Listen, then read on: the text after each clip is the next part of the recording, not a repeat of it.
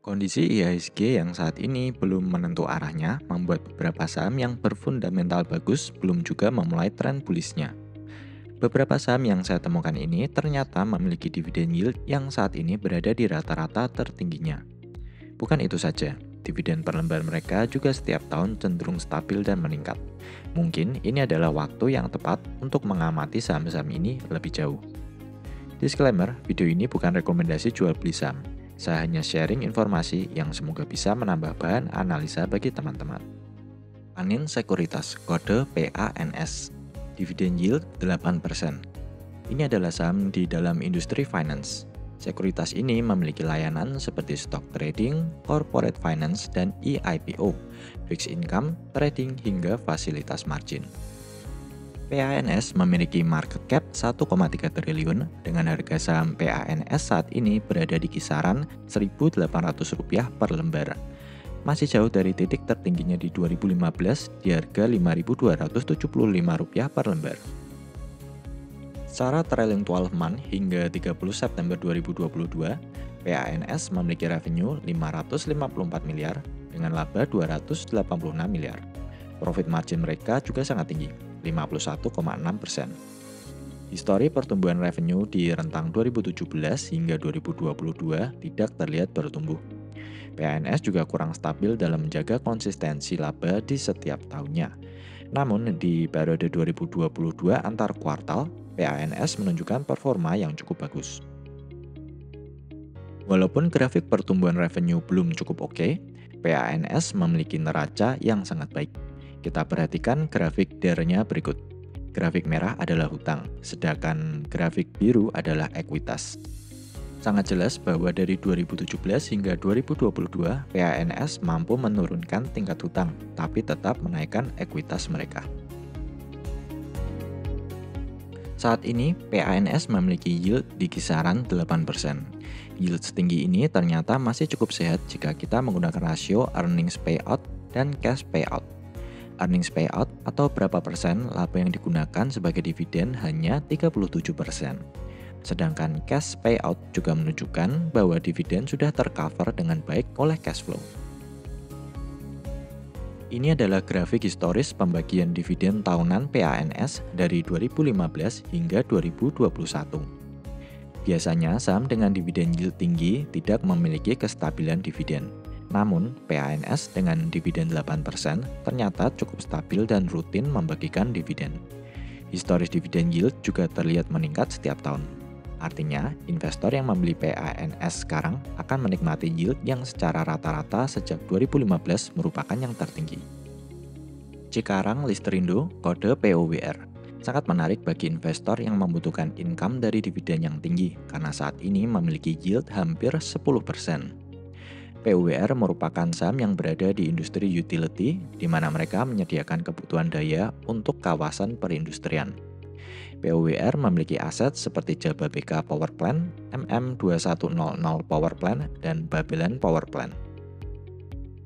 Karena bisnis mereka yang berada di industri utility, maka revenue dan laba juga cenderung stabil dari tahun ke tahun.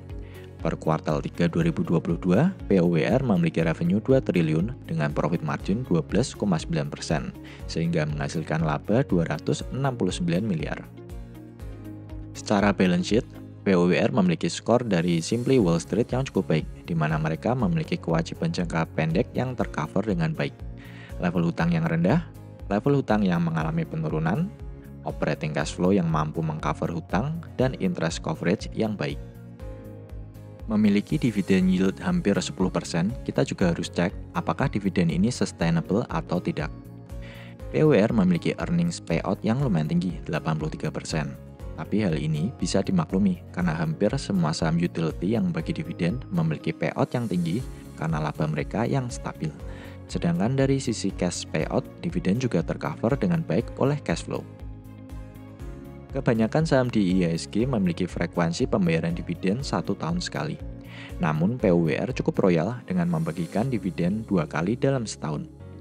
Historis pembagian dividen sejak 2016 menunjukkan bahwa PUWR merupakan pembagi dividen yang rutin dan stabil. Kita juga bisa cek yieldnya yang saat ini berada di rata-rata tertingginya, karena rata-rata sejak 2016 yield POWR ada di sekitar 5%. PT Jasa Armada Indonesia, kode saham IPCM. Saat ini memiliki dividen yield 7,7% dengan market cap 1,4 triliun. Lebih dari 75% saham IPCM dimiliki oleh PT Pelindo Jasa Maritim. Berdasarkan Simply Wall Street, IPCM memiliki skor yang baik di neraca, dividen, dan kinerja historisnya. IPCM merupakan saham yang berada di industri transportasi. Mereka memiliki beberapa layanan seputar pelabuhan dan perkapalan seperti pelayanan jasa kapal, pelayanan jasa pengelolaan kapal, dan pelayanan jasa marin lainnya. Area operasional mereka sebagian besar berada di area Jawa Barat, Sumatera, hingga Kalimantan. Ini adalah grafik kinerja revenue secara trailing 12 month periode 2017 hingga 30 September 2022. Ada 3 grafik yang saya masukkan. Grafik biru merupakan revenue, di mana saat ini IPCM memiliki revenue 891 miliar. Revenue juga terlihat mengalami pertumbuhan sejak penurunan kinerja di 2020 yang lalu. IPCM memiliki profit margin 16,6%. Grafik hijau menunjukkan kinerja laba, di mana saat ini IPCM memiliki total laba sebesar 147,7 miliar. Sedangkan grafik merah merupakan free cash flow. Selain revenue dan laba yang terbilang cukup stabil, IPCM juga memiliki pertumbuhan free cash flow yang juga cukup bagus. Saat ini IPCM memiliki free cash flow sebesar 161 miliar. Dengan dividen yield tinggi, IPCM tampaknya memiliki indikator dividen sustainability yang cukup baik, di mana earnings payout terjaga di 75% dengan cash payout 69% atau cash flow coverage yang cukup baik untuk mengcover dividen mereka. Selain memiliki yield yang tinggi, IPCM ternyata juga mampu meningkatkan dividen mereka setiap tahun. Grafik historis menunjukkan bahwa dari periode 2017 hingga 2021, dividen per lembar selalu mengalami kenaikan setiap tahun. IPCM juga cukup royal dengan membagi dividen 2 kali per tahun. Investor yang membeli IPCM saat ini akan mendapatkan rata-rata yield tertinggi. Dividen yield mereka di 2017 hanya 1,56%, 2018 1,39%, 2019 7,3%, 2020 3,42%, 2021 7%, sedangkan saat ini yield berada di kisaran 7,7%. Itu tadi 3 saham non-blue chip yang memiliki dividen yield tinggi. Bagaimana menurut teman-teman? Share di kolom komentar jika memiliki insight tambahan dari ketiga saham ini.